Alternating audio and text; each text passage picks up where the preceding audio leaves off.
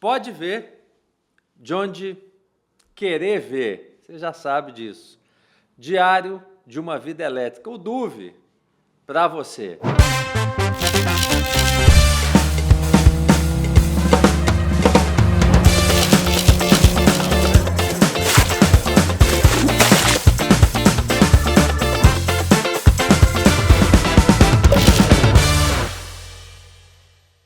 E eu sei que você vai dizer, lá vem ele dizer que tem um amigo com ele hoje gravando o DUV aqui nos estúdios da Fontana Filmes em Campinas. E é exatamente isso. Tem aqui comigo um amigo do setor, onde a gente já teve muitas oportunidades de diálogos, de posicionamentos, em alguns momentos distintos, faz parte do processo de diálogo, de crescimento. E também onde eu tenho a oportunidade agora, no making-off que a gente teve e também de acompanhando, de aprender muito com ele. Eu tenho aqui comigo hoje Marcos Madureira, presidente executivo da ABRAD, a Associação das Distribuidoras de Energia do Setor Elétrico Brasileiro. Certo, Madureira? É isso aí. Obrigado por ter vindo. O prazer é meu. Eu já estava devendo de estar aqui há algum tempo, mas hoje eu estou aqui. Muito bom. Mineiro tarda, mas não farta. E a gente não perde trem, né? Perde não. É isso aí. Viu que eu cheguei cedo? Eu vi. Tá tudo fechado, você já estava aí fora. Mas é isso, estamos cedo aqui, um bom frio aqui hoje na cidade de Campinas, mas a conversa vai ser, eu prometo, uma conversa quente. Madureira, vamos fazer o que a gente faz aqui no DUV?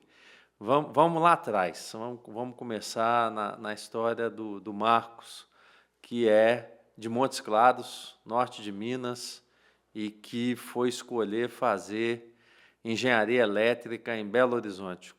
Em que momento foi isso? Como é que foi isso? Eu estava chegando aí na época de escolher o que fazer, né? Eu nasci em 53, e aí eu estava me aproximando já. Era um momento que o Brasil começava a ter um desenvolvimento muito grande, e havia todo um desafio ao Brasil naquela época, né? E eu tenho um primo amigo, Elmar Santana, que tinha ido fazer engenharia elétrica e falava que era uma coisa muito interessante. E eu fui nessa linha e fui então fazer engenharia elétrica aí no início dos anos 70. E você me contou ali, e a história é boa, e aí a bala de prata, né? É o mineiro do interior que vai para a capital, e aí tinha que dar certo, né?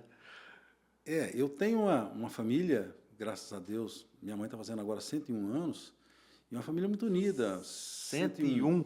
Minha mãe foi professora. Quem estiver vendo ali vai ter visto que minha cara mudou, deu um certo ar de espanto. Faz agora, dia 4 de setembro, 101 anos, é um motivo de muita alegria. Com certeza. E ela, então, é professora primária, né? Meu pai trabalhava numa área agrícola, e assim, com as dificuldades normais de famílias no interior, e fizeram esforço para que eu pudesse fazer um vestibular. E eu tinha a chance, como nós falamos, de uma bala de prata. Ou eu passava no vestibular ou não passava, e aí tinha que buscar outra coisa para fazer. Voltar para Montes Claros. Voltar para Montes Claros, normalmente, talvez, aí, alguma profissão que pudesse ser ali naquele lugar. E graças a Deus, e com esforço, né, eu passei no vestibular. E aí, logo em seguida, eu começo a trabalhar. Eu comecei a trabalhar no segundo ano de escola de engenharia. Esse caso é bom, porque eu não conhecia, não sabia da história no contexto elétrico, né? Ou seja, e aí é onde a gente vem aprendendo cada vez mais.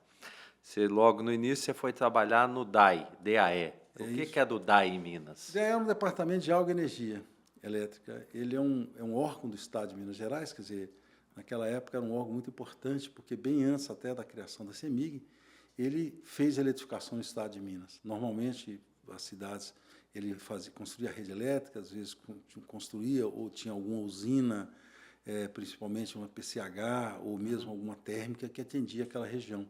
E assim, ele eletrificou grande parte do Estado de Minas Gerais.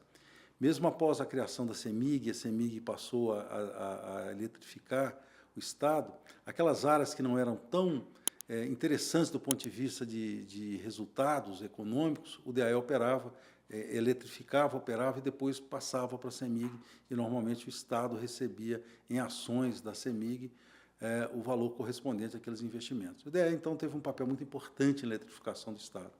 E eu tive a oportunidade de estagiar em 73 e depois trabalhar como auxiliar de engenharia, auxiliar técnico, até me formar, onde eu comecei a trabalhar como engenheiro já aí em 1976. E aí tem uma história interessante, né? Você falou que foi ser estagiário no DAE, mas o orçamento, o salário era muito bom quando você começou, né?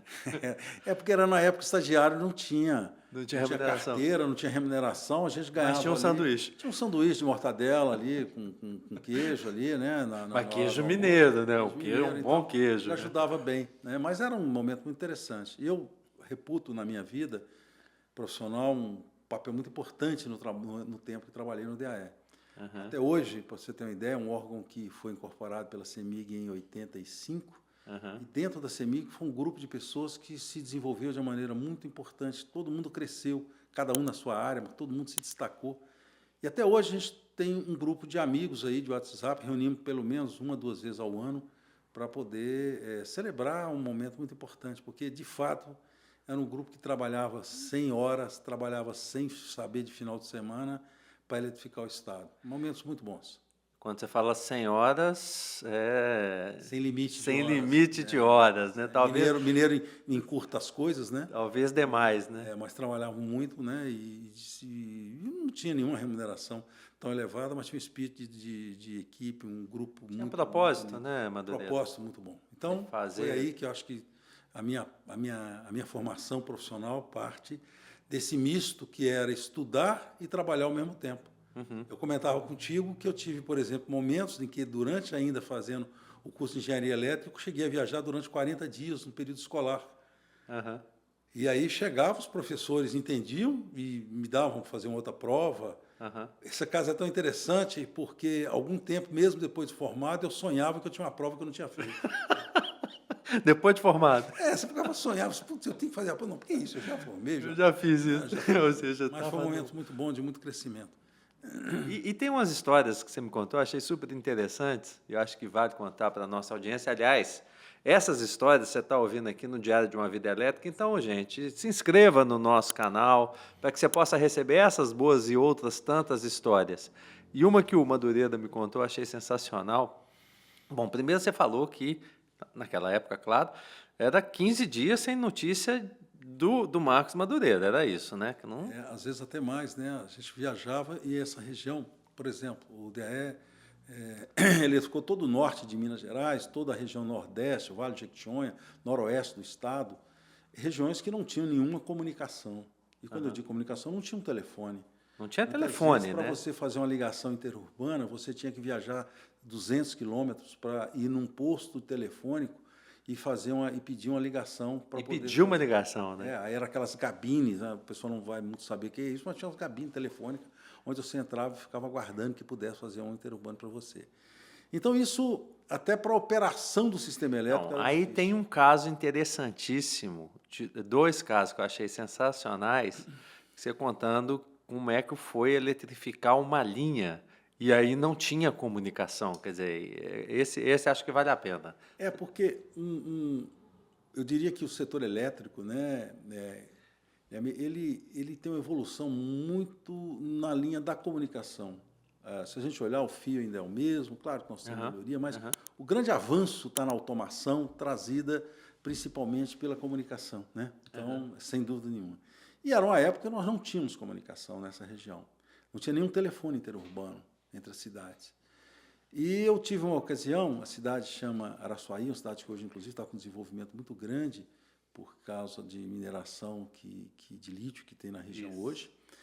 E há perto dela 2 cidades, uma chama Minas Nova e a outra Capelinha. São regiões hoje já mais desenvolvidas, tem muita planta café, tem também plantações de eucalipto muito grande e outras têm se desenvolvido. Mas na época não tinha E isso. nós estamos falando década de 70, né? Estamos falando década de 76, por aí. 75, 76. E nessa época, então, eu me recordo que existia uma linha, então, em 69 kV, que ligava Araçuaí a Minas Nova e de Minas Nova até Capelinha. E essa linha de Minas Nova a Capelinha, ela tinha um problema e a gente precisava fazer um teste com essa linha, ligar essa linha de Minas Nova a Capelinha. Só que eu não tinha comunicação. Comunicação para ordenar que a pessoa fizesse um comando de ligar ou desligar. Hoje você faz isso de forma automática, mas naquela época tinha que ter um operador para ir lá fazer a operação. Então, eu estava em Araçuaí e precisava de fazer uma manobra de abrir e fechar a linha em Minas Nova. Para isso, eu tinha que desligar a linha que saía de Araçuaí até Minas Nova para fazer a conexão e verificar se estava tudo certo na linha até Capelinha. E eu não tinha comunicação. Então, a comunicação que eu tinha era o seguinte: eu lá em Araçuaí, eu ia na subestação, pedia para o operador, abre a chave. Ele abria a chave, eu ia ao correio, telégrafo, pedia para o telegrafista passar um telegrama no código de Morse. A linha está aberta. Aí a pessoa no correio, lá em Minas Nova, passava informação para alguém que ia na subestação, fazia a operação e voltava e dizia, já fiz a conexão. Aí ele me retornava e eu pegava e ia até na subestação e pedia para fazer a ligação. Parece absurdo, né? A gente não, mas é história, não é? Mas é o que acontecia. Quer dizer, você não tinha comunicação. Eu contava para você, também na mesma região, já um pouco mais à frente, em 79, você só tinha telefone interurbano na região em Araçuaí e Almenara, que eram 2 cidades polos. Eu precisava fazer uma manobra numa subestação também em Itaubim, e que tinha a cidade de Jequitinhonha. E eu não conseguia falar de Itaubim com Jequitinhonha nem Almenara para poder fazer a ligação da linha. Eu tive que me deslocar para uma montanha que tinha lá próxima, da qual eu conseguia falar por rádio, VHF, com Araçuaí. Eu falava com Araçuaí, a pessoa em Araçuaí usava o telefone interurbano para falar com a Almenara usava o rádio que ele conseguia para falar com Jequitinhonha. Então, assim, hoje a gente, e é bom que seja assim, né? Segundos sem energia elétrica são complicados. Naquela época, para fazer uma operação, você gastava tempo, não porque você não quisesse, mas porque você não tinha como comunicar. São coisas que passam pela vida, mas mostram a importância que nós temos no desenvolvimento do sistema. E esse segundo caso ele é interessante também, Madureira, porque, claro, eu sei porque você me contou ali agora, foi um problema de enchente, né, que tinha tido na região e a cidade tinha ficado sem energia, né? E aí, quando voltou para a cidade, que a cidade estava novamente eletrificada, diz que hoje tem uma estátua tua lá, não é isso? Não chega a ter estátua, mas tinha uma festa, né? Foi uma festa esperando, porque realmente foi uma enchente muito grande que nós tivemos no ano de 1979, né? Foi até o ano que eu me casei, isso foi no início do ano, eu terminei casando no mês de junho, pouco depois. E foi um momento onde eu fiquei ali uns 60 dias no Vale de Jequitinhonha, recuperando o sistema, tratando, não que ficou 60 dias sem energia, mas fazendo os complementos, mas ficamos alguns dias com desafios importantes. E quando tinha se destruído um pedaço da linha de transmissão, tivemos que construir na mão, porque não tinha como chegar a nenhum equipamento naquela época. Quando você fala construir na mão, é poste de madeira, então? Nós tivemos que substituir, era uma linha de concreto, nós tivemos que botar madeira e o poste carregado na mão para poder colocar dessa questão.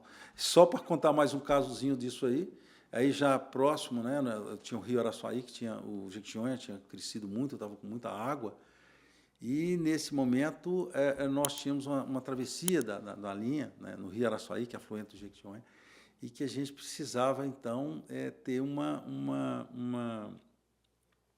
nós precisávamos, então, ter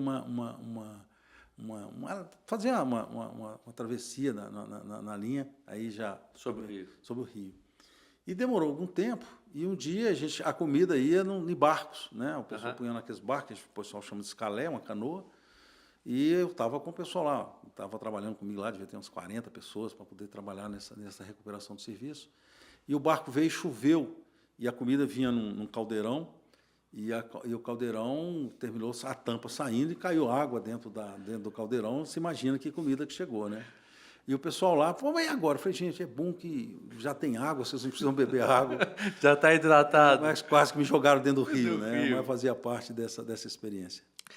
Madureira, e aí foram anos do DAI, né, que é o Departamento de Água e Energia de Minas, né, que a gente falou ali, tinha esse propósito social, né? A energia tem um um propósito social, né? Que a gente olha hoje, talvez com um olhar muito comercial da energia, mas se a gente for pensar na sua origem e na sua função, ela tem sem energia não se faz nada, né? Energia é desenvolvimento, né? Pois é. Energia é desenvolvimento. Eu acho que nada é tão atual quanto você olhar e verificar a importância que a energia tem no desenvolvimento da sociedade, né? No desenvolvimento da qualidade de vida, no desenvolvimento das oportunidades de desenvolver uma atividade, seja industrial, seja rural, qualquer uma que seja, a energia está na base disso, né?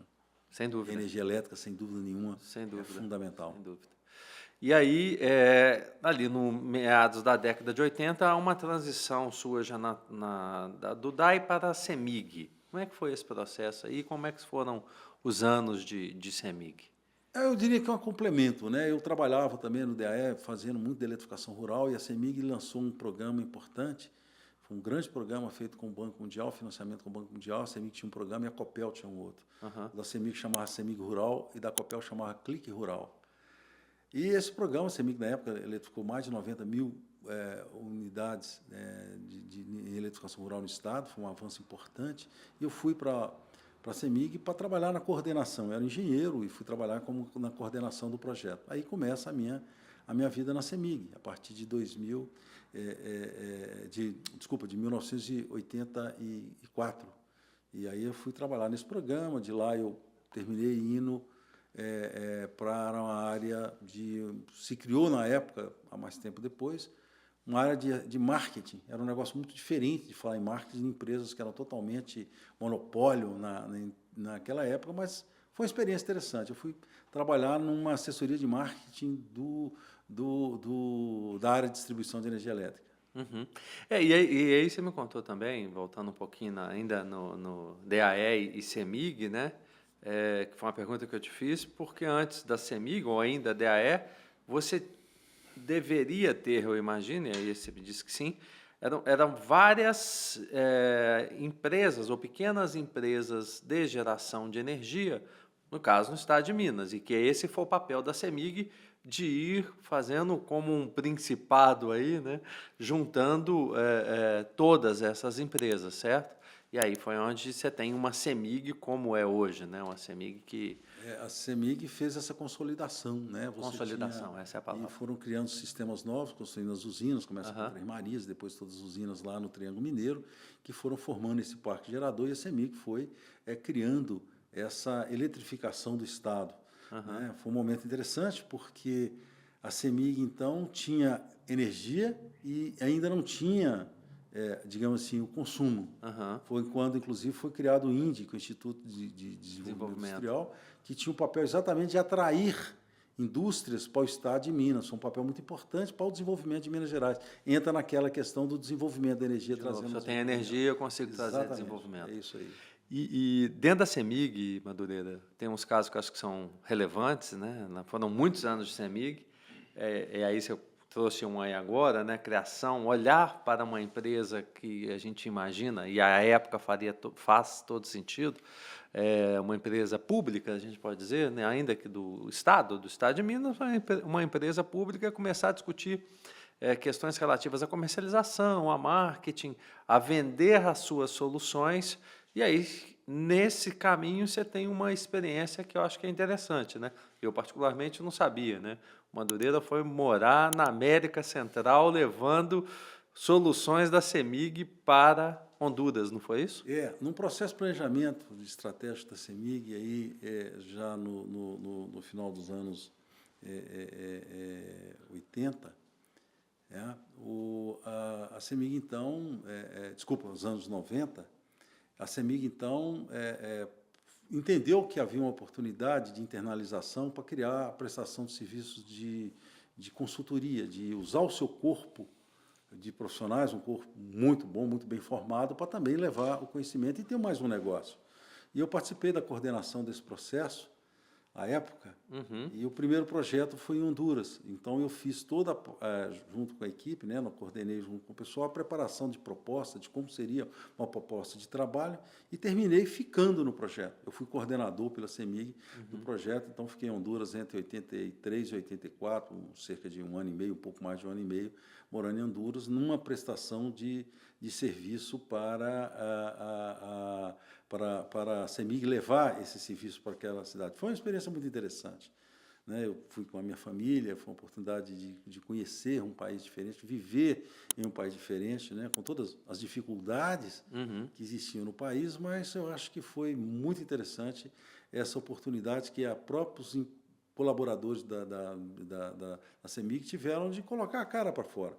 Uma empresa muito estruturada, a pessoa termina trabalhando ali naquela estrutura. E ali não, ele tinha que enfrentar, mostrar o seu serviço. Acho que para todos que participaram do projeto foi muito bom. E diz que o maior desafio, foram 2 grandes desafios, né? Era fazer feijoada e ter couve,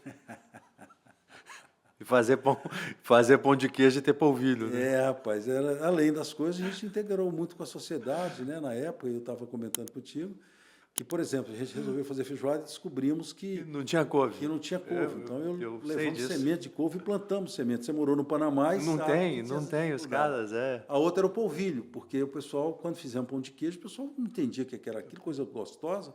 Mas E como é para que faz, isso né? a gente não tinha. Então nós levávamos polvilho daqui para lá. E eu tive uma ocasião que eu voltei, fui para. A minha mulher foi quando ela veio para cá, a Sônia, e ela então pediu para eu levar uns pacotes de polvilho para as amigas que tinham ficado lá em Honduras, que ela tinha feito amizade. E o polvilho, você olha, é um pó branco. Eu tive que passar pelos Estados Unidos, pela alfândega dos Estados Unidos. Até hoje eu não sei como é que eles não me prenderam, aquele mundo de pó branco, né? Para tentar explicar que foto aquilo tua no Fantástico da época e tudo. Um negócio absurdo. Mas deu certo, virou pão de certo, queijo, né? Virou pão de Isso queijo aqui é lá. importante. Isso aqui é importante. Você sabe que tem uma estratégia nossa mineira de dominar o mundo através do pão de queijo, né? Já tem células no Afeganistão, para todo lado, Paquistão, Esse é um avanço importante. que vai ser pelo pão de queijo. Madureira, e aí alguns bons anos de CEMIG, uma transição, empreendeu numa consultoria, mas logo foi para, que hoje é Grupo Energisa, à época ainda não era, né? Foi fazer um trabalho forte na Energisa. Como é que foi também? Já aí, né, no ano 2001, né, eu já tinha passado, já tinha sido diretor de distribuição da CEMIG, eu estava trabalhando na estruturação da área de comercialização da CEMIG, que se terminou transformando numa empresa comercializadora. E surgiu uma oportunidade de sair da CEMIG e ir para um grupo privado, e que era o grupo, então, Cataguases Leopoldina, um grupo mineiro, que uma tradição muito grande, né? E que eu já conhecia, e surgiu essa oportunidade para ir cuidar da área comercial desse grupo. Estava reestruturando o grupo lá, e eu então fui convidado e saí da CEMIG e fui para a Energisa. Na época, eu morei 9 anos na Paraíba, né, onde, além das atividades de comerciais, eu terminei assumindo também a área operacional da Paraíba. E tive, no final, um ano em Cataguases, que é a sede, né, que é o berço do grupo, aonde eu fui também diretor da empresa, também empresa de soluções, prestação de serviços. Foi uma experiência muito interessante que eu passei nesses 10 anos que tive lá no Grupo Energisa. Cataguases eu conheço, está bem próximo ali da capital do litoral de Minas, né? Que é Juiz de Fora, e Catilhéu, a antiga Catilhéu estava ali pertinho. Isso aí. Você chega no Grupo Energisa, no início dos anos 2000 ali, 2001 você tem um apagão pela frente, né? Como é que foi? Quando eu fui para o grupo, né, o Ricardo Botelho, que hoje é o CEO do grupo e na época estava assumindo esse papel, o Ricardo é uma pessoa com a capacidade de planejamento, uma pessoa que tem um olhar no futuro muito grande. E, naquele momento, ele viu uma oportunidade de se começar a desenvolver a comercialização de outros produtos, inclusive, e eu fui basicamente com essa missão para o grupo Cataguases, né, na época. E o interessante é que, logo em seguida, tem o famoso racionamento de energia no ano 2001. e eu fui, então, coordenar o racionamento no grupo. A gente brinca que eu fui para vender e terminei fazendo um projeto que era para não vender, né? Mas foi uma experiência muito interessante. Eu reputo que o Brasil, naquela época, fez um trabalho magnífico, porque nós conseguimos enfrentar um problema sério de falta de energia sem fazer racionamento, sem fazer corte de energia elétrica, né? Fazendo um processo de um uso adequado de energia elétrica, com as pessoas tendo uma valoração no que era o preço da energia. Eu acho um trabalho muito interessante. E esse ponto a gente não, esse sim a gente não falou ali, mas pensando aqui sobre, eu me lembro que a época eu estava em São Paulo também, ou seja, o Brasil inteiro viveu isso, né? E que a gente foi perceber, né, a importância da energia, né? Você falou, opa, vou ficar sem. Até então isso não tinha passado. Quer dizer, uma coisa é você não ter energia e de repente você ter. Ok, que é a tua história aí contando de ir eletrificar o norte, o noroeste de Minas e tal. Então, se você não tem, passa a ter, ok. Agora, se você tem e começa a não ter, é natural do ser humano. Você sente a falta, né? É complicado. E a gente percebeu o quanto a gente, entre aspas, aí, né, Madureira, tratava mal esse bem, né? Porque você vê que foram mudanças de comportamento da sociedade, né, para reduzir. Eu me lembro que o número era 20%, né, era isso, reduzir 20%, e foi possível. E aí a gente viu que era possível reduzir, né? A sociedade participou muito, né? Muitas pessoas passaram por aqui contando desse momento, né? A Elbia, me lembro, falou disso, o Mário Menel contou também desse momento aí, como é que foi administrar essas questões junto ali ao governo, né? E ajudar o governo nessas soluções. E quando a gente saiu, a sociedade saiu do racionamento, né, ali já mais 2002, 2003 para frente, o interessante é que é comportamento, né? O comportamento ficou, né? As pessoas passaram a ter alguns hábitos que não tinham, do famoso apague a luz, não está usando, né, no desligue, não só a luz, enfim, a TV, o computador, tudo isso que a gente tinha e que a gente, de certa forma, imaginava que a energia era um bem infinito, né? Então eu podia fazer da forma que eu queria, né? E a gente viu que não, né? Havia uma fala, há uns anos atrás, que a energia elétrica, assim, do ponto de vista econômico, era inelástica. Uhum. Ou seja, você podia subir o preço que você não ia alterar o consumo, porque isso era falado, inclusive, por economistas, né? E a gente via que aí se começou a dar o valor, né? Quando você começou a mostrar o preço real da energia, mostrou que naquele momento, por uma escassez, o produto ficou mais caro, né? Acho que foi o primeiro contato com a realidade que a gente terminou tendo com o preço de energia elétrica, pelo menos meu período de experiência com relação ao setor. E aí sim, você tem razão, alguns hábitos foram readequados, né? A forma de utilizar a energia passou a ser feita de uma outra forma. Foi um ponto importante, né? que se teve nesse momento. E economista geralmente fala muita bobagem, viu, Madureira? Pode acreditar, confie em mim. Bom, anos de Energisa, um desafio que você falou que também foi bem interessante. E aí, uma passagem na sequência, já ali em 2011, né? Ou seja, você fica cerca de quase 10 anos, né? 9 anos. 10 anos. 10 anos. 9 anos e 11 meses é 10 anos. Arredondamento igual de prova, né? Isso é 10 anos. E 2011 vai para Eletrobras, como diretor-presidente, né, na distribuição. Como é que foi essa experiência de Eletrobras? E tem um detalhe aí, né? O mesmo que te levou para a Energisa é o mesmo amigo que te leva para a Eletrobras, não é isso? Não, Não? Energisa não. Energisa eu terminei tendo na verdade eu trabalhava na CEMIG e eu tinha sido inclusive diretor na época o Zé da Costa, presidente da CEMIG, e o Costa a gente tem uma história de trabalho junto há muito tempo. E o Costa tinha saído, tinha uma empresa, estava uma empresa privada, trabalhando na área de energia, e ele então recebe um convite para assumir a presidência da Eletrobras. Ah, tá, foi essa história. E aí ele me convidou, né? A gente tem um relacionamento de amizade e um posicionamento profissional, um respeito profissional muito grande, um pelo outro. E ele me convidou e falou: Marcão, eu estou precisando de você. E um pedido de um amigo nessa condição, você não pensa duas vezes. Por todo o respeito que eu tinha e a forma como eu trabalhava com o Grupo Energisa, mas eu expliquei que eu não podia deixar, o pessoal entendeu bem.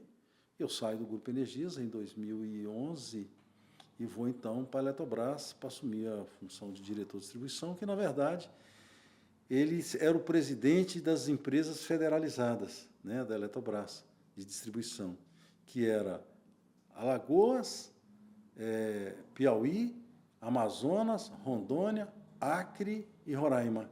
Eram 6 distribuidoras, né, que tinham um processo de gestão totalmente, nesse momento, pela Eletrobras. Foi um momento muito interessante. Logo em seguida, a gente assume também a direção da CELG. Foi um momento onde a gente, então, coordenava essas 7 Goiás, né? Goiás. Isso em área dava o quê no Brasil? É o que eu brincava com o pessoal, que assim, não em termos de carga, é claro, mas a área física era quase 34% da área física brasileira. E eu falava com o pessoal o seguinte, olha, numa área desse tamanho, se eu não tiver pelo menos 3 problemas graves por dia, alguém está me enganando.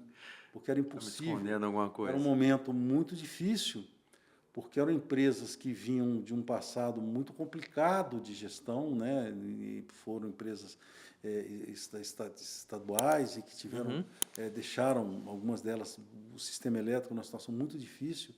E a gente tinha um grande programa de recomposição dessas empresas. A gente sabia, logo que eu cheguei nas empresas, a primeira coisa que eu fiz foi um estudo para buscar o processo que pudesse levar à privatização dessas empresas, que a gente entendia que elas não tinham, teriam uma necessidade de ter uma outra forma de recurso, uma outra forma de gestão para que pudessem ser desenvolvidas. Mas não foi possível fazer isso à época, então o que a gente buscava fazer, ajustar a empresa ao máximo que ela tivesse condições de vir a ser uma empresa privatizada.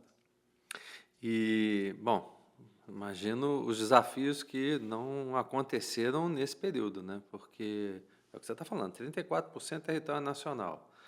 7 empresas, cada uma com um histórico diferente, né? De gestão diferente e público, né? E, de novo, né? No fundo, no todo dia ou no dia a dia, tendo que entregar energia para a população, né? Veja, claro, a gente pode contar casos de cada uma dessas empresas com a situação que cada um estava. Mas eu reputo como, por exemplo, Manaus, né, a Amazonas, e particularmente Manaus, como um desafio complexo. Manaus, na época, era um sistema isolado. Nós tínhamos cerca de 1,4 gigawatt de geração que atendia a cidade de Manaus, né? Era uma ponta, nós chegávamos a ter ponta, chegávamos a ter uma ponta de 1,4, tinha uma potência mais instalada maior do que essa. E isso, em determinada época do ano, depois isso caía, né? Dependendo do período, às vezes ela caía para 800, então assim, a variação era muito grande da potência. E com um sistema complexo. Nós chegamos a ter mais de 600 geradores dentro da cidade de Manaus, aí tinha uma fonte hidráulica, né, uma usina hidráulica, mas que tinha algo como 140, 170 megas só. Tinha uma térmica a gás, que tinha uma usina de 70, o restante era geração diesel e a óleo, com máquinas pequenas, inclusive. Então, era um sistema muito difícil de você operar, com toda a complexidade que é operar um sistema naquela região. E aí eu tenho um momento diferente na minha vida, que é conhecer a região norte. Eu conhecia de visitar, mas não conhecia o que era aquela região, ver o potencial que a região tem, uma região com um potencial muito importante, mas com muita dificuldade de operacionar. As pessoas, às vezes, olham para o Amazonas, é uma característica, e acham que ali tem água o ano inteiro. Como você tem uma variação muito grande do nível de água no Amazonas, tem cidades que você não consegue chegar nela com um barco de um tamanho maior 8 meses no ano. Então, muito tempo, né? 8 meses. Então, tudo que você tinha para operar aquela cidade, óleo, para poder abastecer os equipamentos, transformador, gerador, tudo tinha sem duplicidade, porque se um daquele equipamento tivesse um problema, você não tinha como chegar com o outro. Né? E nós estamos falando aí de centenas de quilômetros de barco para poder chegar. Então, você começa a ver uma região que é diferente, que necessita de soluções diferentes do que você tem no restante do país, sem dúvida nenhuma. E você teve mais um bom desafio aí também, né? Você me falou, você falando aí da quantidade de geradores que você tinha ali em Manaus, e aí uma questão de governo, uma questão política, né? Uma questão, naquele momento ali, que veio, eu não me lembro se foi lei ou o decreto, o que foi, mas o famoso 579, né?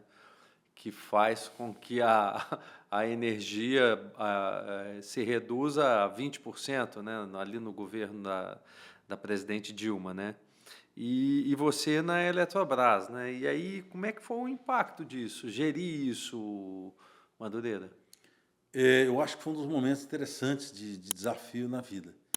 Nós tínhamos a Eletrobras, uma empresa que, naquela época, tinha uma capacidade enorme de investimento, era uma empresa que tinha um potencial de crescimento muito grande, né? A Eletrobras, naquele momento, inclusive, participava, tinha um aspecto até de internacionalização. A Eletrobras chegou a disputar a aquisição da EDP, que terminou sendo feita pelos chineses, mas a Eletrobras foi até o último lance do certame para comprar a EDP, né, para dar um exemplo, né, de como a Eletrobras caminhava naquele momento.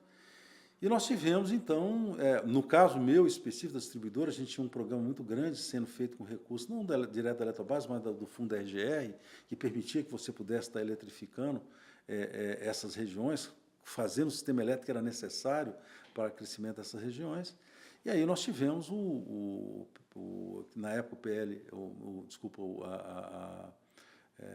a medida provisória 579, que terminou se transformando em lei, e que mudou todo o contexto, né? A Eletrobras, naquele momento, perdeu por ano de receita com a mudança, principalmente na remuneração de suas empresas de geração e também de transmissão. Esse número é bom. 8 bilhões e 760 milhões por ano. Dava 1 milhão por hora, como se a cada hora ela perdesse 1 milhão na sua receita. E isso trouxe um problema muito complicado para a Eletrobras. As distribuidoras, por exemplo, além disso, deixaram de ter o recurso de RGR. E nós ainda tivemos um detalhe, porque muito do recurso que ainda hoje é pago pelos consumidores na CDE para a chamada conta de consumo de combustível, CCC, que faz com que o consumidor da região, dos sistemas isolados do norte, principalmente do norte do país, possam ter tarifas similares ao restante do país, elas eram suportadas por esse encargo da CCC. E ele foi reduzido. E, teoricamente, o governo, através do Tesouro, complementaria os recursos que não fossem captados. Teoricamente é ótimo, né? Teoricamente, porque isso demorou 2 meses. Durante 2 meses, o governo conseguiu colocar o recurso, não mais conseguiu. Aí tu imagina que nós tínhamos a responsabilidade de continuar fornecendo energia elétrica para a população. Para isso, havia necessidade de bilhões de reais para poder pagar, por exemplo, o combustível que era comprado da Petrobras e da BR Distribuidora, e nós não tínhamos o recurso para poder pagar. Então, foi um momento, talvez, dos mais complicados de equação, de equilibrar, de um lado, a necessidade de você continuar suprindo a população e, do outro lado, não ter o recurso para efetuar isso. Então, eu diria que foi um momento que trouxe fez exercitar muito a capacidade de negociação que a gente teve que exercer. E a paciência também, né? Paciência, né? O pessoal diz que eu sou um sujeito paciente, sabe? Eu tenho certeza que sim. E aí foram esses 2 anos de Eletrobras e uma experiência depois na Chesf, não foi isso? Nesse período aí, eu estava na Eletrobras, eu tinha chegado na Eletrobras em 2011, em 2013, houve uma necessidade de substituir o diretor-presidente da Chesf, que naquele momento estava mudando, foi uma questão de aspecto político. Então, eu saí, deixei a minha função como diretor da Eletrobras e assumi a presidência da Chesf. Foi um momento muito interessante. Eu fui, na verdade, o primeiro presidente da Chesf que não era nordestino. E aí foi legal, porque quando eu cheguei lá, primeiro foi um choque. Eu era um cara da Eletrobras, que estava indo, nunca tinha acontecido, para ser o presidente da Chesf, mesmo que sabia-se que era por um período de interinidade. E ao outro, eu não era nordestino. Aí eu falei, o que eu vou fazer? Mas aí é argumentar que é do norte de Minas, está quase ali, O meu discurso foi esse. Foi dizer, pessoal, eu sou quase nordestino, porque eu nasci na região e realmente com características muito similares. E eu fui muito bem recebido, são momentos importantes que eu tive na minha vida, esses 7 meses que passei lá em Recife, não só em Recife, mas a região, todo mundo de atuação da Chesf, né? Pessoal muito legal, que a gente teve a oportunidade Mais um aprendizado, né? Mais um aprendizado, né? E da Chesf para... Eu volto para a Eletrobras, na função, né, na mesma função, coordenando as distribuidoras, e fiquei na Eletrobras até 2016. Em 2016, mudança de governo, o Zé da Costa deixa a presidência da Eletrobras e logo em seguida eu saio. E aí eu fiquei um período com uma empresa de consultoria. Eu fui fazer algumas consultorias no setor elétrico, né, com uma empresa de consultoria.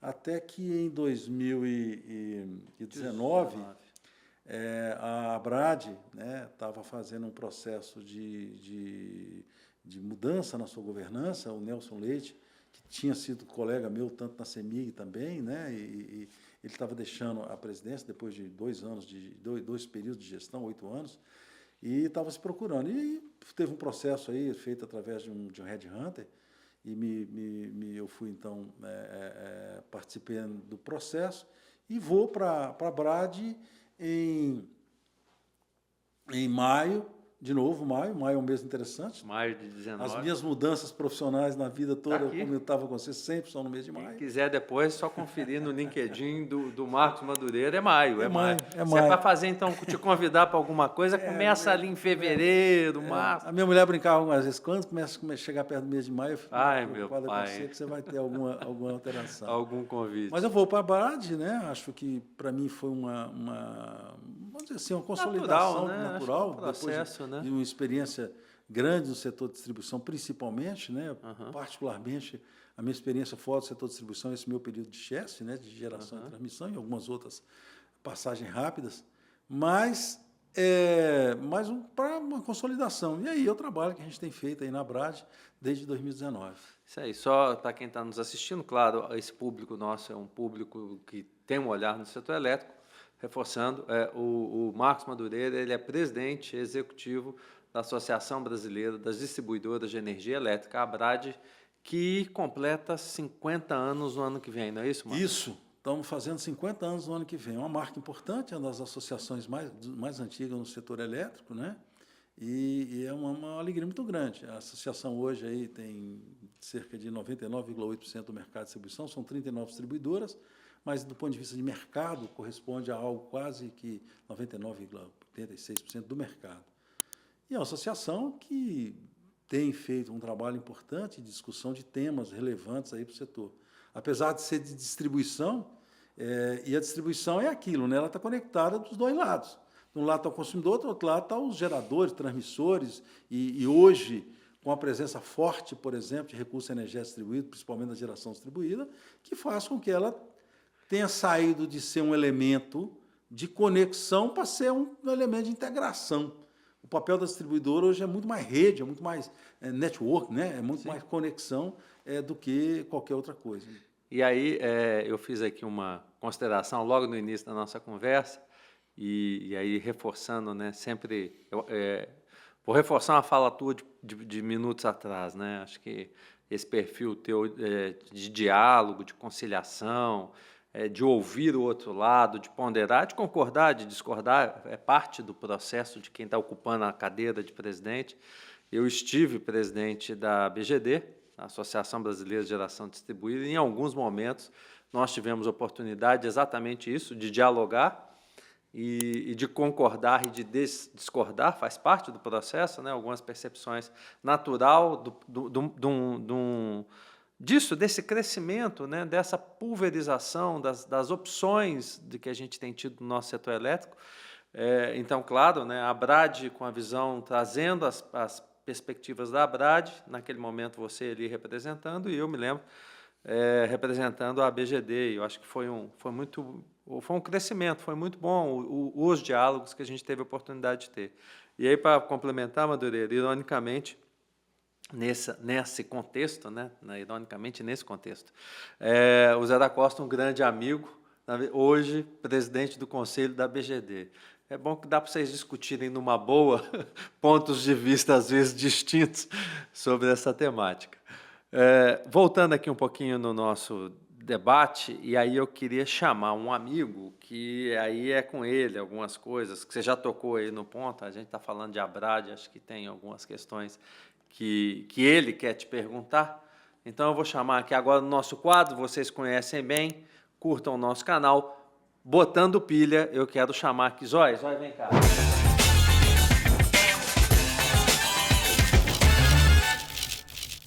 O Frog não vem sempre, não. Você está com prestígio, viu? O Zóia vem sempre porque ele é o cara que bota a pilha, mas o Frog vem de vez em quando.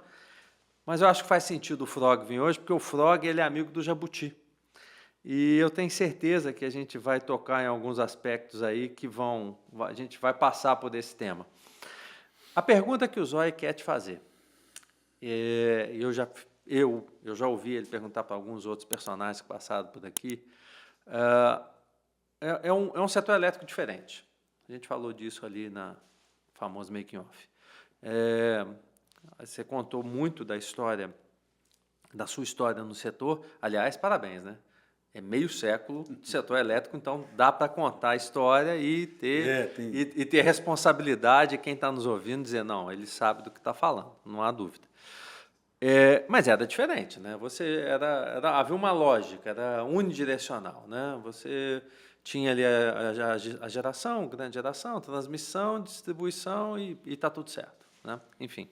E a gente vê que isso mudou. Eu tinha uma fonte que eu tinha mais ou menos uma expectativa, a fonte hídrica, até não tinha, a gente hoje discute inclusive essa mudança climática que tem mudado esses referenciais, mas entrou nos últimos anos eólica como potência no setor, a solar veio crescendo, e aí a gente fala de solar centralizada, mas também fala da GD, quase 32 GB de GD hoje no sistema. A gente tem outras possibilidades, né? A gente começa a discutir armazenamento, a gente começa a olhar também o hidrogênio verde como um elo, né, nesse processo, né? Você não gera no hidrogênio verde, mas ele é um elemento energético hoje, uma possibilidade. E a distribuidora, agora, como você colocou bem aí, como interligação, né? Ela passa a ter um outro papel. E, por consequência, você também parece ter e vai ter um novo olhar sobre isso. Pergunta que ele quer te fazer, que ele falou, pergunta para o Madureira lá, como é que vai ser o papel da distribuidora nos próximos anos, né? Porque está mudando, a gente vê toda essa discussão acontecendo. Como é que as distribuidoras vão se posicionar? O que você crê que vai ser esse posicionamento, né? Qual a responsabilidade e papel das distribuidoras? Pergunta que ele quer te fazer. Muito bom. Boa, né? Essa é boa, Zóia. Ele está ficando bom, menino. Depois já de mais de 25 podcasts, ele está assim. Ele foi num ponto importante. É claro que nós estamos passando por um momento de transição fundamental. Eu comentava que é um papel de contato, de conexão que a distribuidora passa a ter, né? E passa a exercer um papel muito importante, principalmente no que você disse aí, da presença dos recursos energéticos distribuídos. Hoje a gente fala em recurso energético distribuído, fundamentalmente a GD, até pelo potencial que teve de crescimento, que tem tido de crescimento, pela relevância que ele já tem hoje de potência instalada no Brasil. Mas nós temos, por exemplo, a acumulação de energia que está por aí, né? Chega ou não chega. Já tem alguns projetos mais tipo piloto, mas é uma alternativa importante que tem que ser observada. Assim como temos outros, né? Temos aí o veículo elétrico, que começa a se incorporar no dia a dia, isso traz outros tipos de desafio, até da própria possibilidade de gerar energia elétrica, de injetar uma energia excedente na rede em determinados horários. Sim. Nós temos aí a famosa resposta pela demanda, né, de que você tem, eu comentava contigo, experiência tida na década de 90, quando a gente fez um projeto de resposta à demanda de baixa tensão, na minha época de CEMIG, para poder sinalizar a saída de um equipamento que era o chuveiro elétrico para resolver um problema, usando tecnologia de PLC, que era uma questão muito inovadora. Né? Mas só para voltar agora, né? Não, mas a gente volta para dizer que as coisas vão se conectando. É um papel diferente que a distribuição tem, né? De passar a ser um gestor desses recursos. Hoje nós temos um sistema que, da maneira como ele está se desenvolvendo, nós caminhamos para uma situação de dificuldade muito séria de operação. Claro que a liberdade que existe na implantação de uma fonte, a liberdade que o consumidor tem de estar tendo o direito de estar gerando uma energia é fundamental. Só porque ele me lembrou no ponto aqui, falou, Guilherme, e eu não falei e Mercado Livre, né? Sim. Que a gente sim. falou de tudo, fontes e tal, mas de modelos de negócio também. Então, né? assim, esse é um aspecto, né, que envolve muita tecnologia que nós estamos colocando, mas tem também a outra figura, que é a questão do Mercado Livre. Então, eu vou dar só um passo atrás para dizer o seguinte, né, o que é a distribuidora hoje? Ela é uma empresa que tem a sua rentabilidade, quer dizer, o seu negócio é o fio, é o sistema elétrico. É ali que ela tem o retorno do capital que é empregado pelos seus acionistas. É através da remuneração desse ativo. Ponto. E que precisa ser remunerado, porque senão não interessa. A parte da geração, a parte da energia, o processo que a distribuidora utiliza para pegar essa energia e levar até o consumidor é através dos leilões que ela compra energia de fontes geradoras, leilões organizados pelo governo. Ela compra por 10, vende por 10. Ela não tem margem de ganho nessa negociação. O mesmo preço do leilão, o mesmo preço que é colocado para o mercado. Então, o papel da distribuidora era assim, para 100% do mercado, porque ela oferecia toda a energia para todo o mercado. Quando abre o Mercado Livre, uma parcela dos consumidores passam a comprar a sua parcela de energia do gerador. Né? E depois nós criamos a figura do comercializador, que faz esse papel de intermediação, cria produtos, né, que permitam que isso possa estar sendo realizado. Tem seu papel da comercializadora. E a distribuidora continua fazendo os dois papéis. O papel de prover o sistema elétrico, e o sistema elétrico ele é oferecido tanto para o consumidor do mercado regulado, que é o que ela atende diretamente, quanto o consumidor do Mercado Livre. Os dois usam o mesmo Ela continua sistema. entregando. Ela continua entregando e tem uma tarifa para cobrir os custos dela, que, digamos assim, são similares para o Mercado Livre e para o mercado regulado, se estão atendidos no mesmo nível de tensão, ou seja, utilizam aquele mesmo sistema. Ok. Então, o pressuposto básico é que a distribuidora, ao separar o mercado livre do mercado regulado, ela não tem um impacto nessa transição diretamente no seu negócio, na sua fonte. Então, a abertura do mercado, muitas pessoas às vezes dizem, pô, você é contrário a uma abertura de mercado? Não, o mercado não atinge, a abertura do mercado não atinge a distribuidora dessa forma. Eu vou voltar aí por que a gente se preocupa com essa história. Da mesma maneira que, se eu tenho, por exemplo, uma geração distribuída, ela também não afetaria o negócio da distribuidora, porque ela estaria oferecendo a geração. Né? O consumidor, em vez de utilizar aquela energia que a distribuidora provém através dos leilões que ela participa, ele está gerando uma parcela da sua energia. E usa o sistema elétrico. O grande problema que coloca a distribuidora nessa discussão é o fato de que, como nós temos a responsabilidade de entregar a conta de energia elétrica, então quem entrega a conta de energia elétrica para o consumidor somos nós. Se eu tenho um problema com aquela conta de energia elétrica, quem tem esse problema é a distribuidora.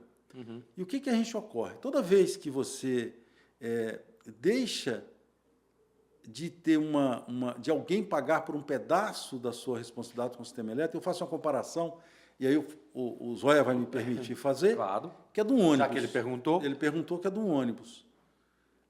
Você imagina, você tem um ônibus ali que vamos dizer, que ele carrega 100 pessoas. O custo do ônibus é o investimento que o cara pagou para comprar o ônibus, é o motorista que ele paga, é o combustível, é a manutenção, é os pneus que ele troca, tudo aquilo compõe um custo dele.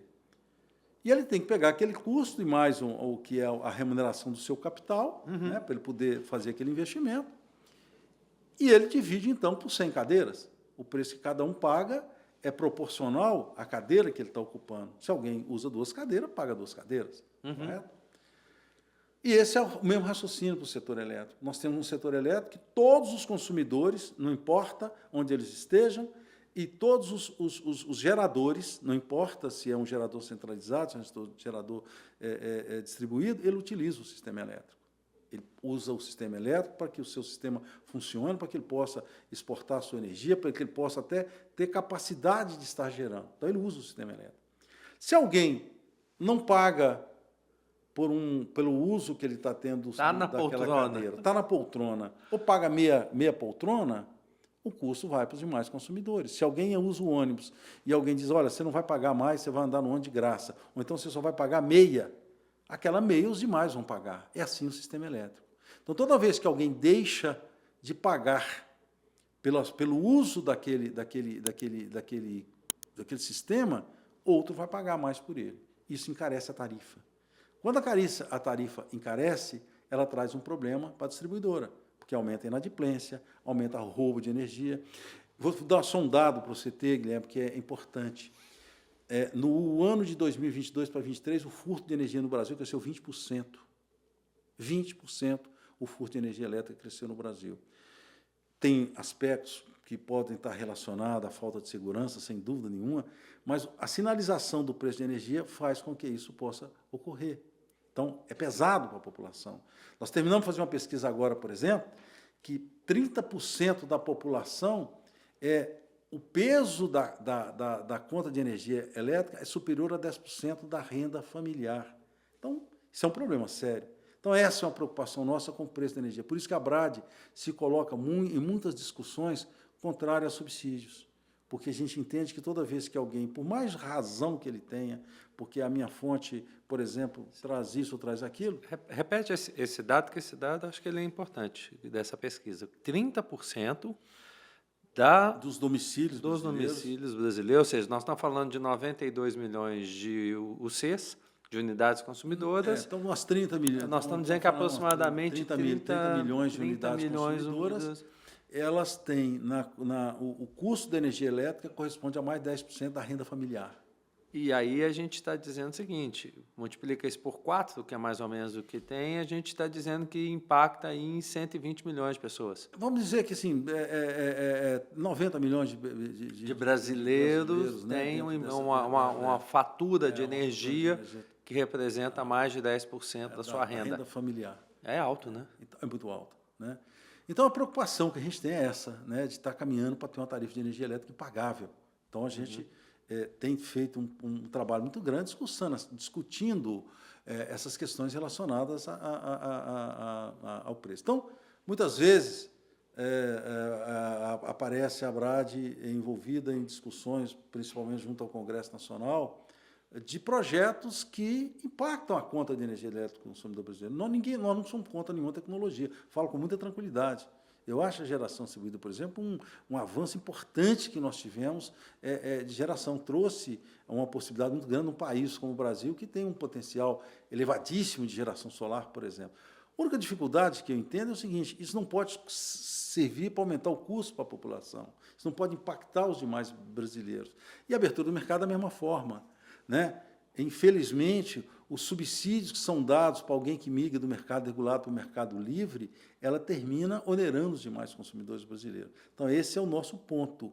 É aí que coloca. E a distribuidora, então, tem esse papel por estar presente, mas tem um papel importante no futuro. A gente enxerga como um papel de poder administrar, por exemplo, esse recurso energético distribuído, não ter a posse do recurso energético distribuído, mas administrar.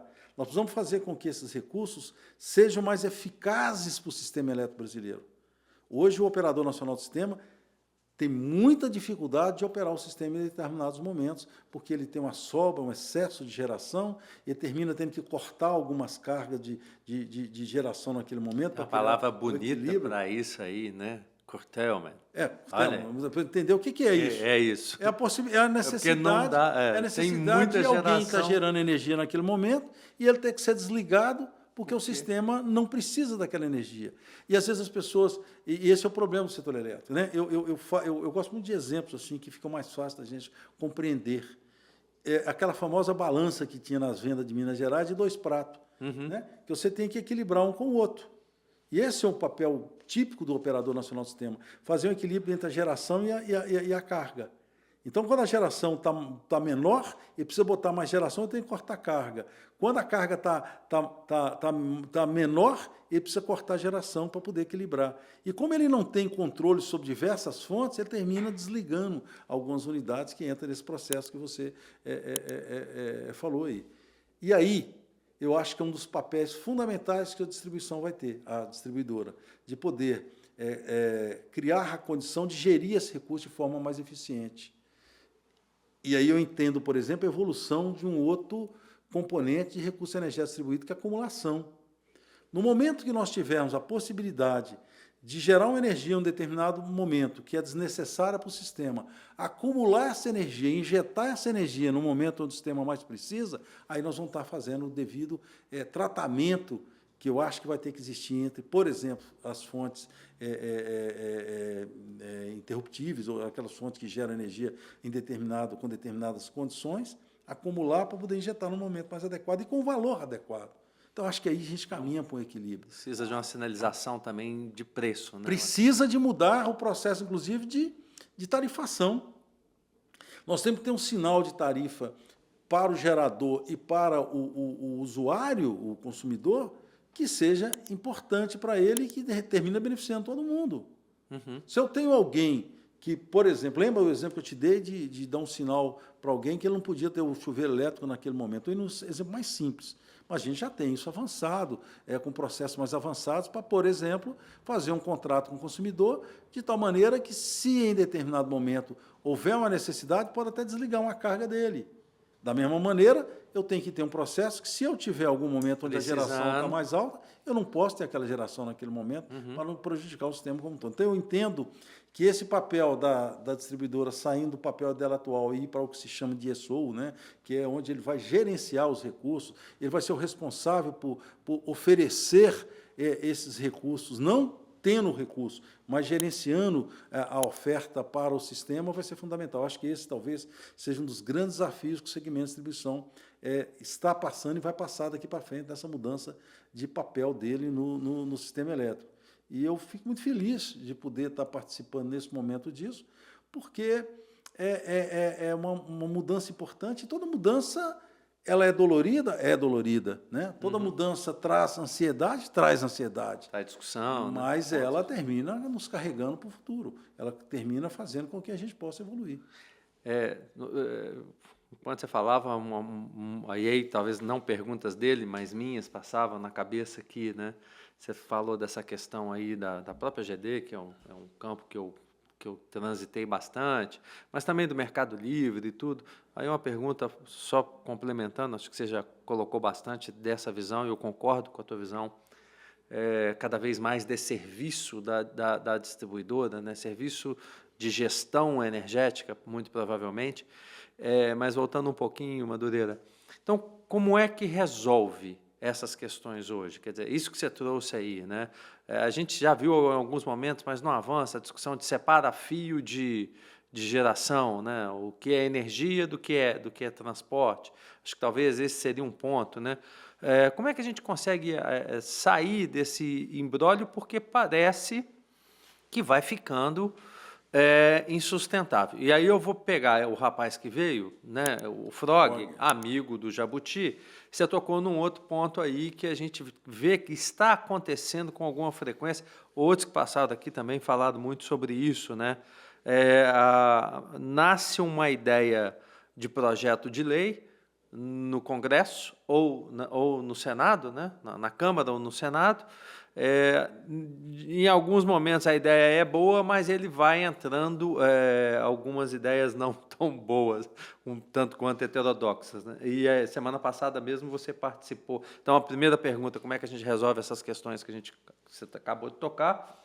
E outra, por exemplo, a gente tem o PL 576, você teve na Câmara, no Senado, acho, semana passada, isso, Senado Federal, com um grupo também de outras associações, né? Além da BRAD, havia ali outras associações, discutindo o famoso PL das eólicas offshore, mas que já não é só mais da eólica offshore, tem uma opção de outras coisas ali, né?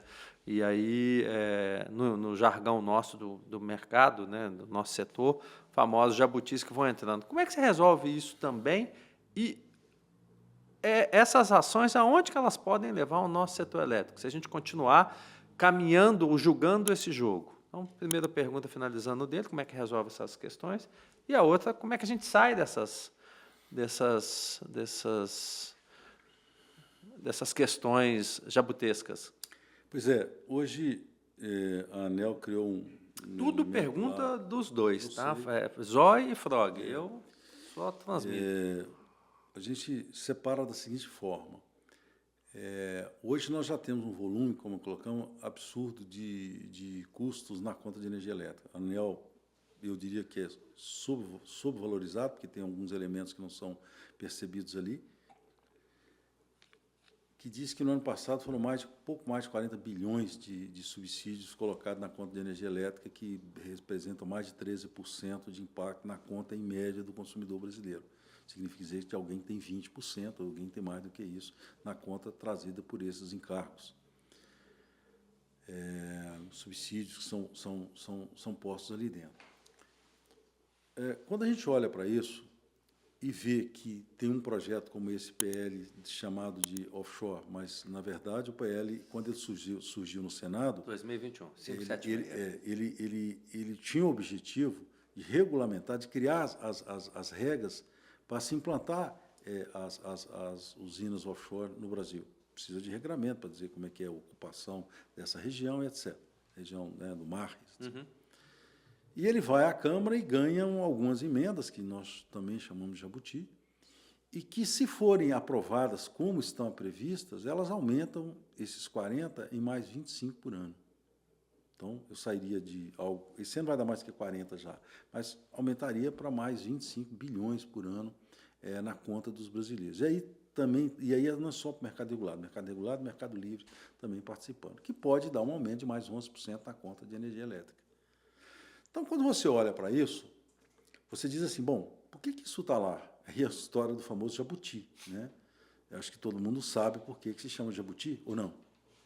O jabuti vem daquela história de alguém que está andando e vê um jabuti em cima de uma cerca. Ou de uma árvore. Não, ele olha em cima da cerca, e olha para aquilo assim, ó, jabuti não sobe em cerca. Se não é enchente, é mão de gente.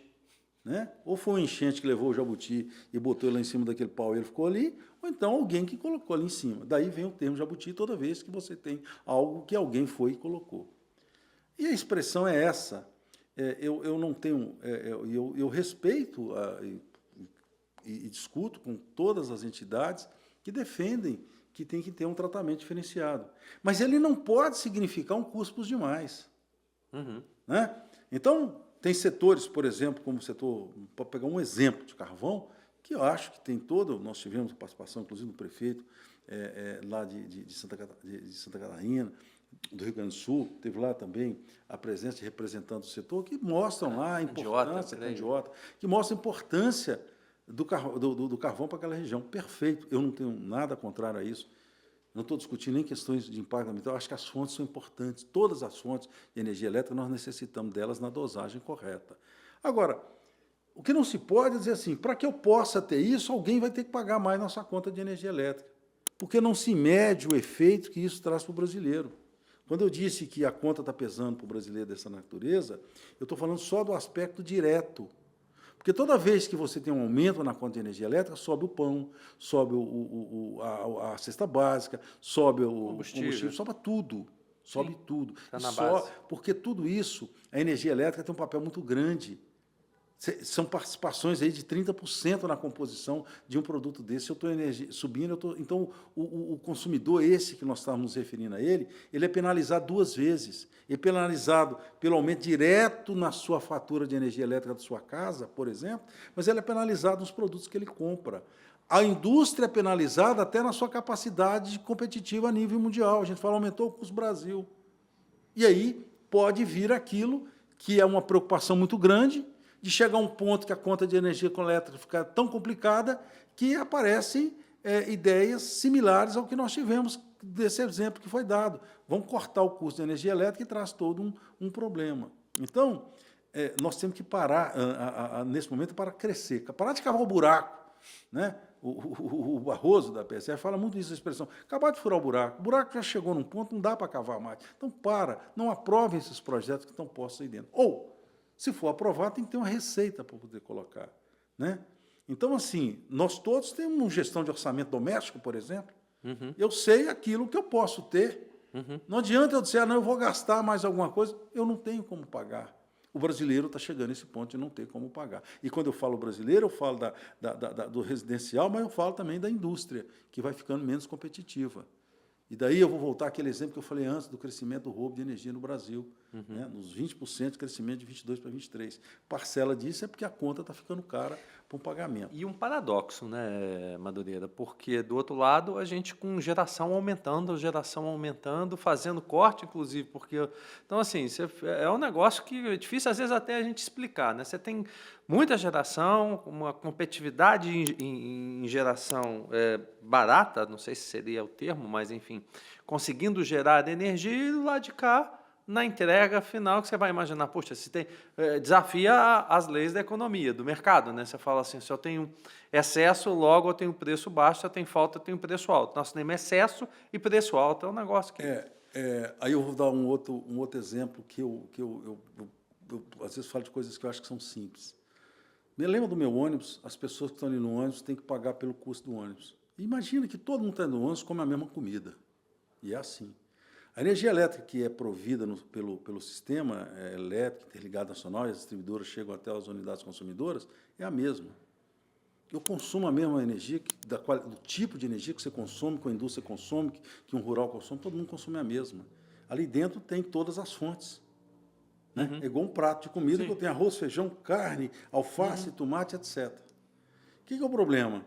Isso é algo que tem que ser controlado. Até brinco que cabe à EPE, como um nutricionista, dizer qual a dosagem de cada comida dessa que tem que ter no prato. A EPE, para mim, é um nutricionista. Ele diz lá que tem nutricionista elétrico. Ele tem lá que dizer tem tanto dessa fonte, tem tanto dessa fonte, eu tenho uma comida equilibrada. No momento em que a gente começa a, por exemplo, colocar mais de um determinado elemento naquela comida, eu desbalanço. Se eu começo a injetar um volume muito maior, por exemplo, de energia que seja de origem eólica ou solar, que não dão o chamado laço de capacidade para que o sistema possa funcionar, eu estou criando um problema, eu estou criando um desequilíbrio.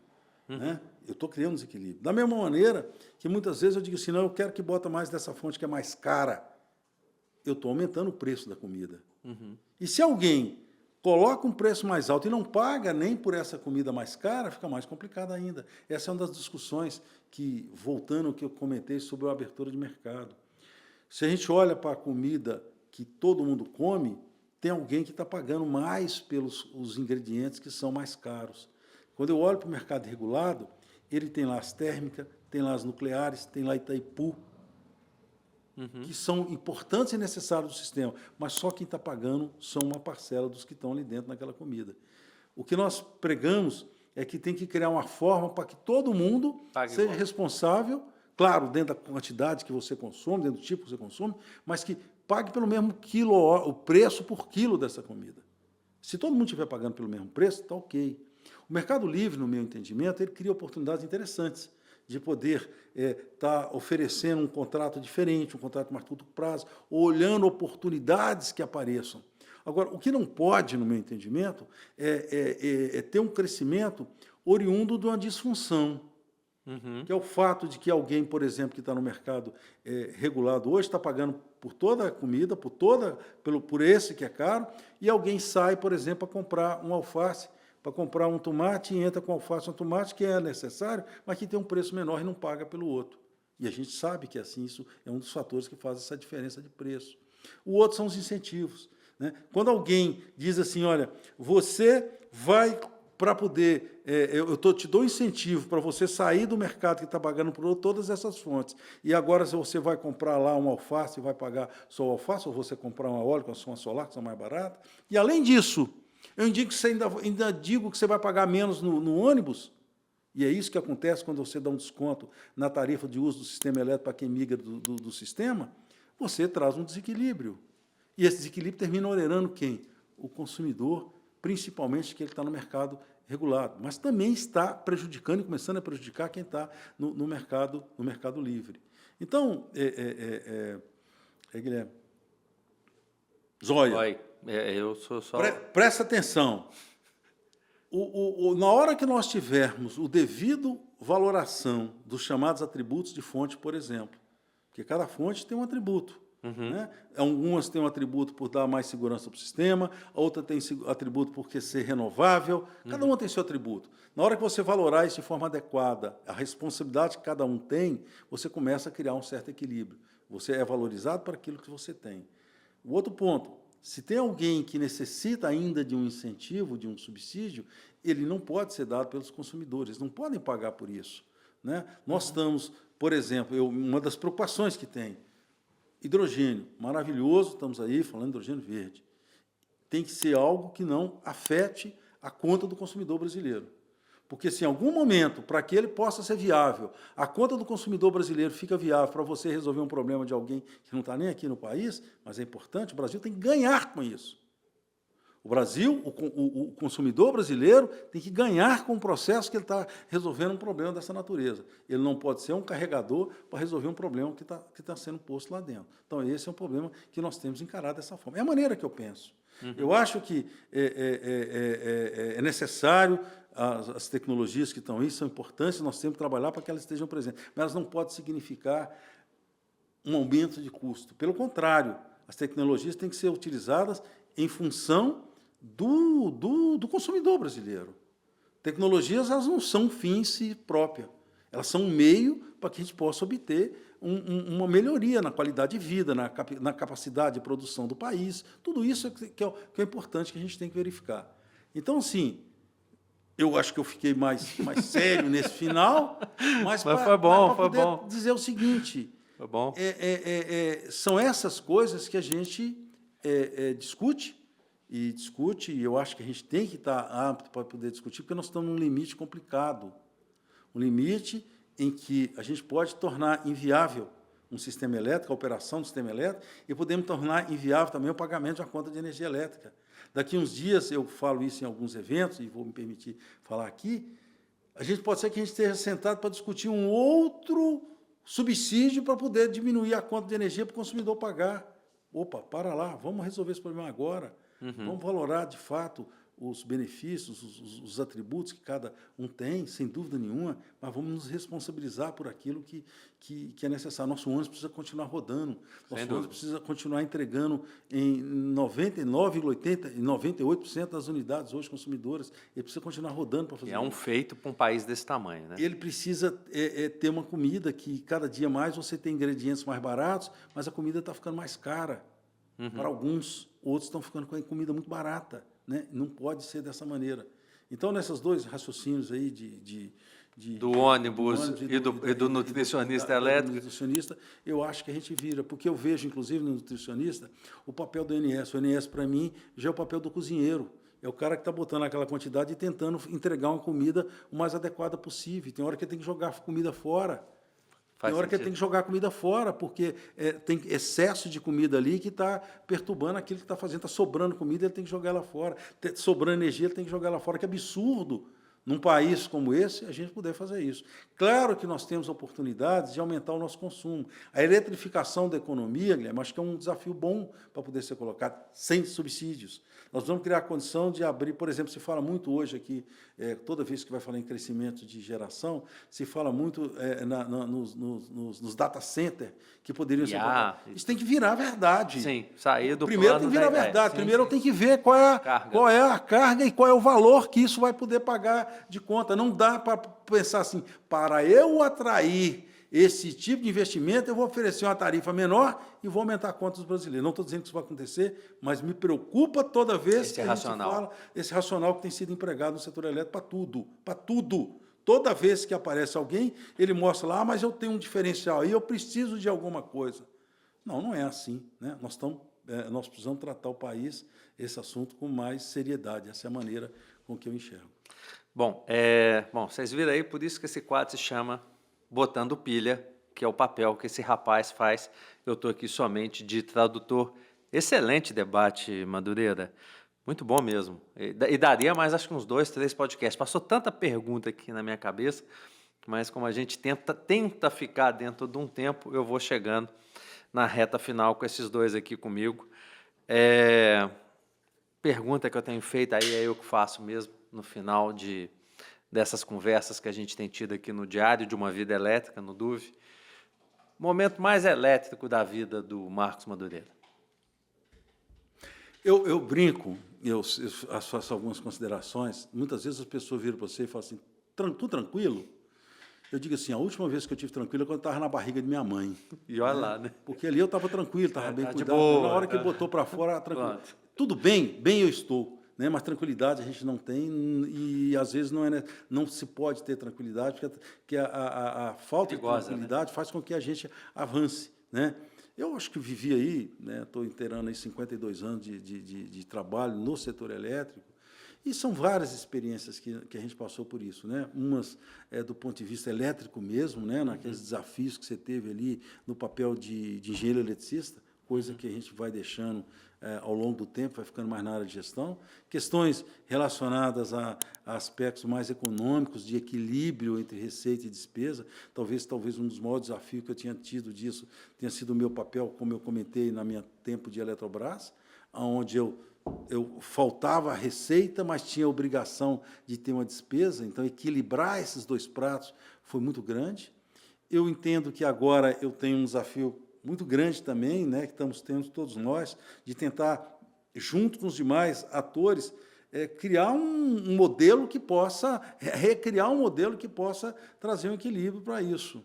Né? Nós temos que nos unir em termos disso, nós temos que ter uma posição de fazer um desenho adequado para onde a gente quer chegar. Então, assim, eu não sei se eu consigo exatamente dizer qual foi o momento mais elétrico que eu tive, mas eu diria que cada um deles tem uma forma diferente, mas sempre deixando que a gente não tenha tranquilidade. Né? Então, tranquilidade é algo que não dá para trabalhar com ela, mas a minha preocupação maior é essa. A gente tem e temos condições de fazer isso. Eu não me lembro quem passou por aqui disso, mas eu gostei da frase, para a gente fechar aqui. É assim, é um caos normal, então, né? Um caos normal. Não. Eu vou um pouco além, né? Então, o caos está caminhando para uma situação muito difícil. Não quero ser pessimista nem alarmista, não. Mas eu entendo que, de fato, nós estamos com um problema muito complicado. Muito complicado. E com versões sobre ele que, muitas vezes, são dadas em benefício de determinada ideia. Né? Então, eu consigo, num ambiente como esse, muitas vezes dizer, olha, isso está ruim, mas se meu setor puder avançar, ele vai resolver o problema. Não é bem assim. Nós precisamos, de novo, valorar, primeiro, de uma maneira adequada, todos os recursos que nós temos para ser empregado, seja de geração, seja de transmissão, a própria distribuição, qual o papel, né, esse papel que ela tem para a gente conseguir entregar para o consumidor. E tecnologias estão aí por vir, né? Tecnologias que permitem avanços cada vez mais significativos na oferta de energia, na oferta de processo de transporte, a gente sabe que vão estar vindo aí com uma velocidade muito grande. Né? Então, é isso que eu enxergo. Bom, então, a gente finaliza aqui, eu vou chamar talvez aí do nosso primeiro podcast, porque tem assunto, né? A gente ainda vai ter muito tema para discutir, dentro da perspectiva técnica, política, regulatória. Então, queria agradecer a gente ter encontrado essa data para poder estar aqui trocando essa ideia, passando por muitos pontos que a gente vê que estão acontecendo. Então, eu tive aqui comigo, você que nos assistiu aí até agora, obrigado. Mais um diário de uma vida elétrica. Queria agradecer aos meus amigos aqui, o meu time da Fontana Filmes, que faz toda essa filmagem, aqui a gente está nos estúdios da Fontana Filmes aqui em Campinas. Queria agradecer também a nossa agência de marketing, que ajuda com divulgação, com o trabalho de marketing que tem sido feito, o pessoal da Go and Grow, lá da capital do litoral de Minas, de Juiz de Fora. E, principalmente, Madureira, agradecer você por ter vindo, contado a tua história, trazido as percepções sobre o nosso setor elétrico, sobre os desafios que as distribuidoras têm e deixar essa reflexão. Obrigado mesmo. Eu queria, já que eu posso fazer Pode. Fazer uma propaganda, né? Claro. Eu queria chamar a todos também que possam fazer o contato. A gente tem aí no YouTube um vídeo muito interessante, que mostra uma cena muito diferente e que a gente teve a oportunidade de fazer na semana passada. Incrível, inclusive. Vale a pena mesmo. Nós tivemos a possibilidade de unir duas coisas interessantes. O contato da rede elétrica com a natureza, que é uma sinfonia feita por um artista, por um maestro, que utilizou passarinhos pousados na rede elétrica para, a partir dele, identificar notas musicais. Ele tinha feito um trabalho grande há algum tempo atrás e agora brindou a Brade no que a gente chama Sinfonia da Distribuição de Energia. Então, aquele que puder, está no YouTube, está nas redes sociais da Brade, que possa fazer o contato e ter a ideia, que eu acho que é um momento diferente. A gente fala muito de aspectos técnicos, mas é um momento muito simples, mais singelo, de mostrar como que alguém consegue enxergar na rede elétrica essa possibilidade de ter uma sinfonia. Nos passarinhos que estão nos fios, né, que criam... É muito bacana. Eu vou deixar isso aqui marcado no nosso... Quando a gente fizer a nossa publicação, eu deixo lá também o link junto. Para quem quiser ir buscar, busque. Vale muito a pena, é muito legal mesmo. Madureira, obrigado mesmo. Mais uma vez, muito obrigado. Obrigado à Fontana Filmes aí por estar colaborando para que a gente possa ter esse momento tão bom. Fiquei muito feliz de estar aqui. Que bom, contando a história do nosso setor elétrico. Gente, valeu, obrigado, um abraço.